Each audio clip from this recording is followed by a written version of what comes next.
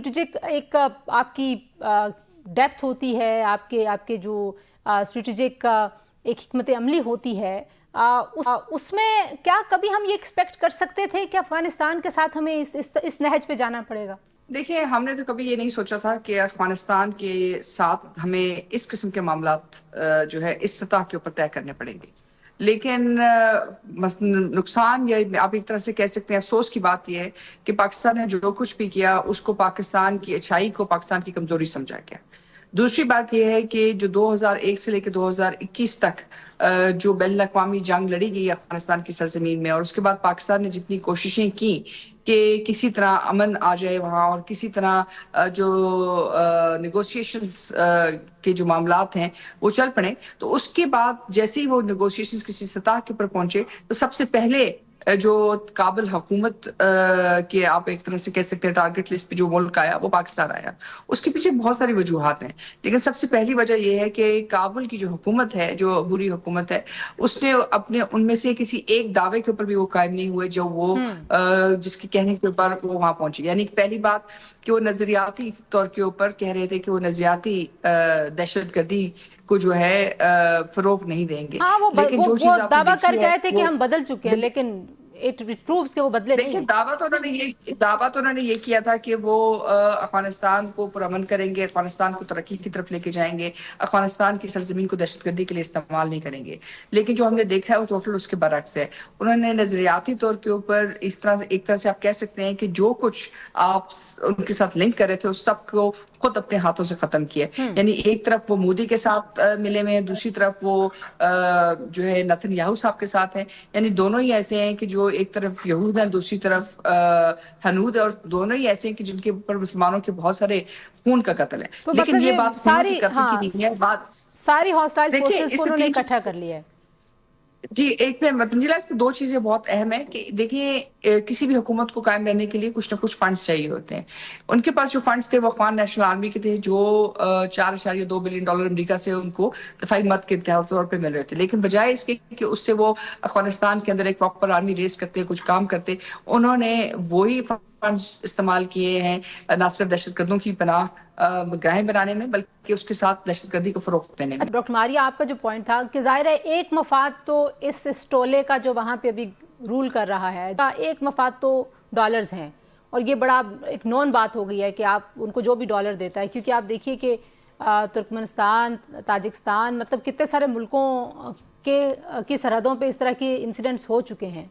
तो आपको लगता है कि इट्स फॉर द डॉलर्स, या वो वाकई जो है वो प्रॉक्सी खेलने में उनका कोई फायदा भी है? देखिए, फायदा तो है उनको। आप मुझे बताएं कहाँ कोई एक ऐसा ग्रुप जो ना तो कोई डिप्लोमेटिक बेसिस रखता है, ना कोई इक्तिसादी बेसिस रखता है, ना कोई सियासी बेसिस रखता है, और सिर्फ ऑर्गेनाइज क्राइम है। देखिए, इनके पास पैसे कहाँ से आ रहे हैं? जैसे मैंने आपको कहा, पहले सोर्स जो थी वो अमेरिकन डिफेंस बजट से थी, वो अभी प्रेसिडेंट ट्रंप ने कहा कि जो उसको बंद करेंगे।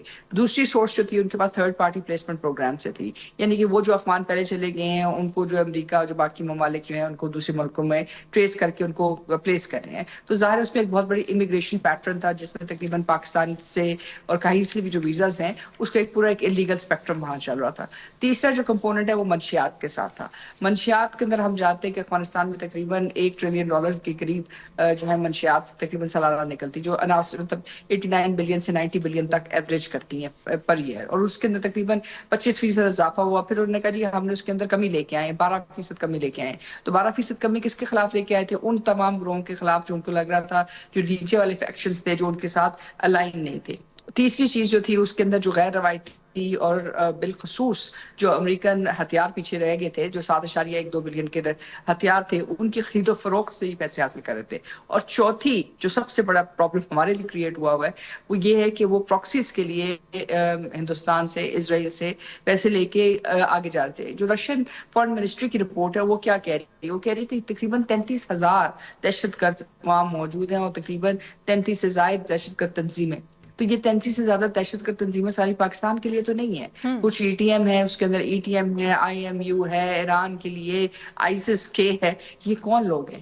یہ وہ لوگ ہیں جو اس وقت ایک گلوبل، کہتے ہیں نا گلوبل کرائم سنڈیکیٹ ہے، جس کی یہ پشت بنائی کرے تھے. اور اس کے بعد پھر یہ مائنز جو ہیں، جو افغانستان کی جو نیچرل ریسورسز ہیں، ان کو بیچ رہے تھے اپنے پروفٹ کے لیے. تو بیچاری جو اس وقت افغان عوام ہے وہ تو یرغمال ہے.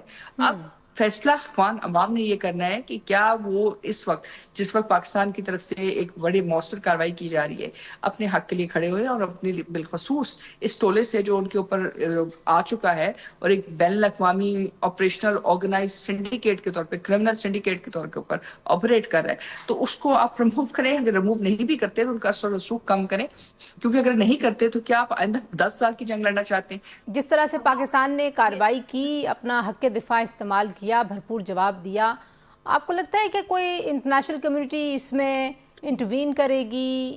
یا کیونکہ ایسے ممالک ہیں جن کا طالبان رجیم پہ اثر و رسوخ ہے، جو پہلے ثالث بھی بنے ہمارے درمیان مذاکرات کے لیے، آپ کو لگتا ہے کہ وہ ایکٹیویٹ ہوں گے، وہ ریئلائز کرانے کی کوشش کریں گے کہ آپ کو یہ بڑا ایک جائز مطالبہ ہے کہ آپ اپنی سرزمین دہشت گردی کے لیے پاکستان کے خلاف استعمال نہ ہونے دیں، آپ کو روکنا پڑے گا اس کو؟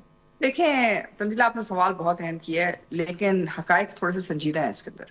پہلی بات تو یہ ہے کہ جن ممالک نے بات چیت کی، وہ ممالک اتنی تندہی سے ان کی دہشت گردی کا جو ایک میپ ہے اس کو نہیں دیکھ رہے تھے. دیکھیں دوحہ پروسیس کے بعد سب سے اہم بات کیا تھی؟ سب سے اہم بات یہ تھی کہ آپ افغانستان کی سرزمین دہشت گردی کے لیے استعمال نہ ہونے دیں. لیکن جس طرح گوانتانامو بے کے ڈیٹینیز کو ایک کے بعد دوسرے کو جو ہے افغان طالبان رجیم کے اندر ضم کیا گیا، اس سے کیا لگتا ہے؟ اس سے یہی لگتا ہے کہ آپ نے اس بات پہ سمجھوتا کر لیا کہ آپ ابھی کچھ ہی دنوں پہلے جو ہے لاسٹ القاعدہ جو آپریٹو ہے اس کو جو ہے گوانتانامو بے سے نکال کر طالبان رجیم کے حوالے کیا گیا. تو یہ ایک بات. دوسری بات، جو سیکرٹ اگریمنٹ کیا گیا، ابھی تک آپ کو نہیں پتا کہ سیکرٹ اگریمنٹ کے اندر کیا باتیں طے کی تھی. کہ افغان عبوری حکومت نے آگے چلنا ہی گوارا نہیں سوچا. کہ ابھی تک وہ جو بات تھی کہ جی افغان ٹرانزیشن گورنمنٹ ہوئے گی عورتوں کی، آپ میرے ساتھ تھی اس کانفرنس کے اندر، وہاں آپ نے دیکھا کہ سب سے بڑے جو افیکٹیز ہیں افغانستان میں، تو وہ ڈفرنٹ افغان گروپس ہیں جو کسی طرح چاہتے تھے کہ افغانستان کے اندر کوئی بہتری آئے، کہ افغانستان کوئی پروگریسو ہو، جو کچھ ہو. عورتوں کے ساتھ جو انہوں نے ظلم کیا، سارا کچھ کیا، وہ کس لیے کیا؟ انہوں نے کہا جی یہ ایک ریڈیکل اسلام ہے، ہم اس کو پریزنٹ کریں اور ہم اس کے تحت واپس لے کے آئیں گے.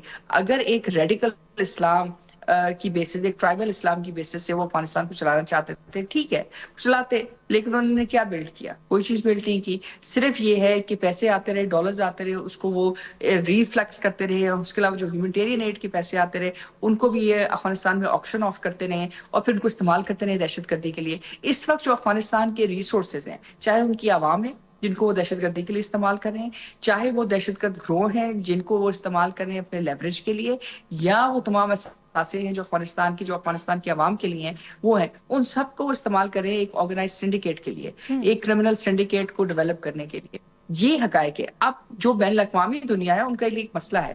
پہلا مسئلہ تو یہ ہے کہ جو UN سیکورٹی کاؤنسل ریزولوشن 1373 ہے، اس کے تحت افغانستان کے پاس یہ اجازت نہیں ہے کہ وہ دہشت گردی کے لیے افغان سرزمین کو استعمال کرے. اور اسی بیسس پہ آپ نے 20 سال وہاں بین الاقوامی جنگ لڑی. تو آپ کو تو یہ نہیں کہہ سکتے کہ آپ جنگ نہ کریں، کیونکہ وہ چیپٹر 7 کے نیچے ہے. اور چیپٹر 7 کا مطلب یہ ہے کہ آپ طاقت کا استعمال بھی کر سکتے ہیں، آپ سینکشنز بھی استعمال کر سکتے ہیں، آپ یہ تمام چیزیں استعمال کر سکتے ہیں اگر آپ سمجھتے ہیں کہ وہاں کی سرزمین استعمال ہو رہی ہے. 1 2 6 7 کے تحت وہاں ٹیرر فائنینسنگ نہیں ہو سکتی ہے. تو ٹیرر فائنینسنگ اس وقت جو آپ کو نظر آ رہی ہے وہ سب کچھ آپ کے سامنے ہے. پرابلم کیا آ رہا ہے؟ انہوں نے یہ کیوں کیا؟ ایک پرابلم اس کی بیسک وجہ یہ ہے کہ آرگنائز سنڈیکیٹ کو باہر نکلنے کی ضرورت بھی ہے. ابھی وہ جاتے ہیں سینٹرل ایشیا کے کچھ ممالک کے ذریعے.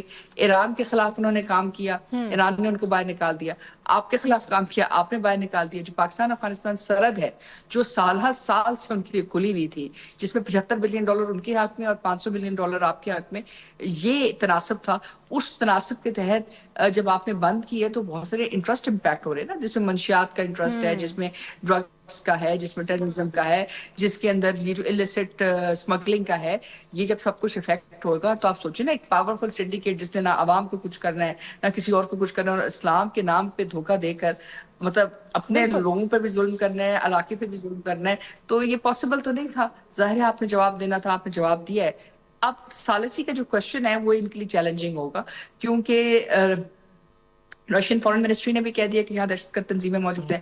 چائنا بھی جانتا ہے کہ وہاں موجود ہیں. ہاں چائنا ایک کردار ادا کر سکتا ہے, لیکن مسئلہ یہ کہ کیا چائنا یہ کردار ادا کرے گا کہ وہ گارنٹی لے سکے فزیکلی کہ یہ دہشت گرد تنظیمیں وہاں کام نہیں کریں نہیں, گی. میرا خیال ہے وہ دوسری گارنٹی والا طرف معاملہ تو آپ تب کا تک نہیں مسئلہ ہوگا جب تک طالبان رجیم خود اپنے منہ سے اس بات کے لیے ولنگنس کا اظہار نہ کرے کہ وہ کوئی کارروائی کرے گی. آپ نے کچھ نہیں کرتی تو یہ مشکل ہے, ہاں آپ نے دیکھا کہ سارے جو ڈائلاگ کا پروسیس ہوا اس میں they could never commit them selves کہ ہم کچھ ایسا کریں گے.